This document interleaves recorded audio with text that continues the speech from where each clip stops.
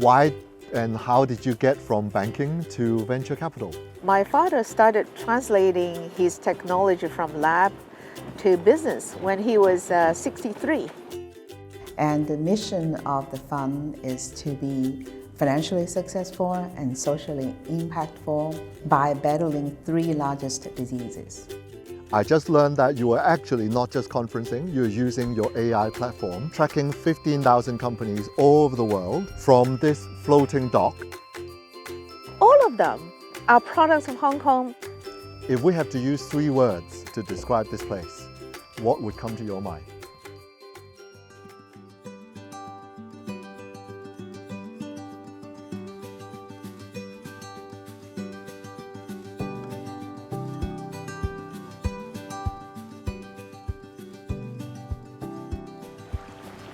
Simone! Hello, hi Laurence. Good morning, Good morning, Simone. Lawrence. Good morning. What a lovely place. What a nice place indeed. Place. Yeah, we'll be heading over there to the floating dock.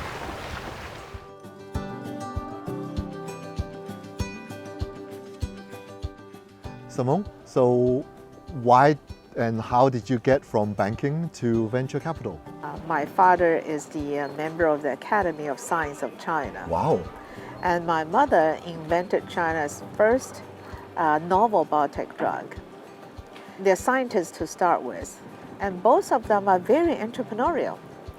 My father started translating his technology from lab to business when he was 63. Simone, that's really exciting. I know you brought your team out here, 15 of them. I saw them with all their laptops earlier. You had your weekly conference.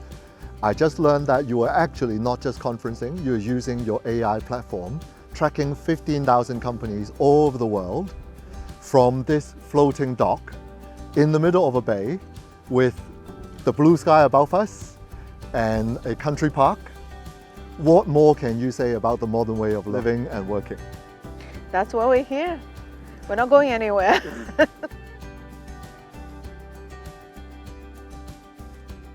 Could you tell us about your company, your vision, the business objectives, and how do you go about identifying companies?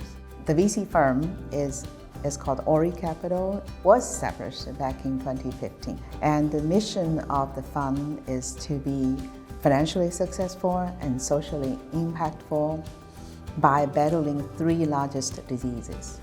I think I told you earlier that in 2015 I had a healthcare scare. I thought I might have colon cancer. It turned out to be a benign tumor. The mission of the fund is very clear, to be both.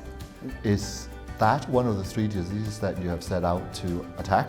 Yes, the top 3 diseases are cancer and metabolic conditions that will cause acute diseases, for example, heart attack and stroke.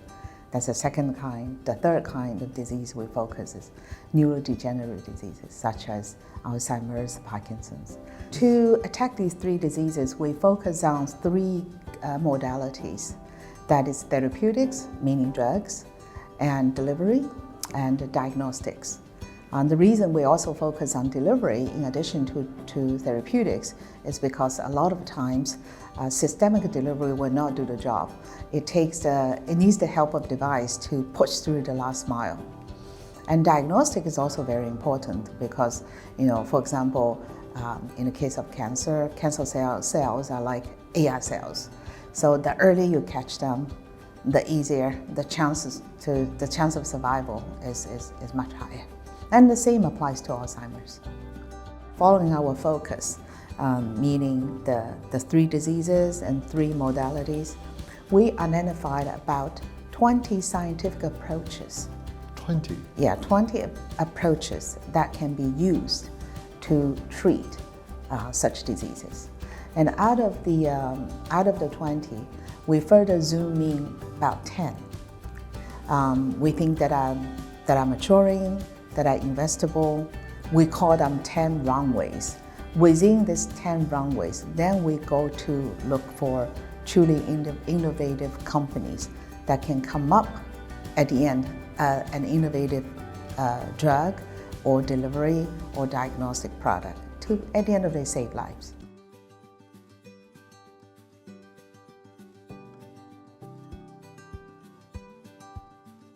You're heavily involved in healthcare and biotech. How does our future look? In biotech, Yes. I think it's quite bright. There is a common misperception that Hong Kong is small when measured against the United States, Europe, or China. But we need to put it into perspective because, every city, every state in the US, every city, every province in China is strong in biotech or healthcare. There are few successful clusters. In the US, that would be Boston, Bay Area. In China, it would be Shanghai. In Europe, London and Basel. So Hong Kong as a city, as measured with these successful clusters, is quite adequate. Measuring cluster to cluster, how do we compare? What are the things that you look for? I look for 4 things. First of all, the future assets to be translated into actual therapeutics or delivery or drug or etc. They would have to come from outstanding discovery work. And most of the discovery work is being done at the academic level. If you look at the quality of our faculty, of our top-notch researchers at our universities or institutions, it's very high. It's out of this world, if I may say. That's number 1. Number 2 element will be the ability to actually translate them. And we're talking about, going through regulatory approvals, and that means we have to establish global trials. We can, establish a global trial that includes China, US, Europe, and Australia. It works in our favor, being international. So great hinterland. Yes. And international access. That's right. And the third would be the support of the financial community. We have a great exchange that attracts innovative company to list in Hong Kong. The number is growing at an alarming speed. 2 years ago, we barely had any biotech company to list in Hong Kong. Now we couldn't have enough. Therefore, with this attraction, I'm sure the enthusiasm in supporting biotech industry will go from at the secondary level to primary level to even early stage at the VC stage. So that's the third element. The fourth, but not least important, is talent. We look at our own staff at ORI Capital. We have a very strong science-driven methodology. Therefore, we have in-house, our head of legal has a PhD degree in biology, and he is the young lawyer of Hong Kong for 2021.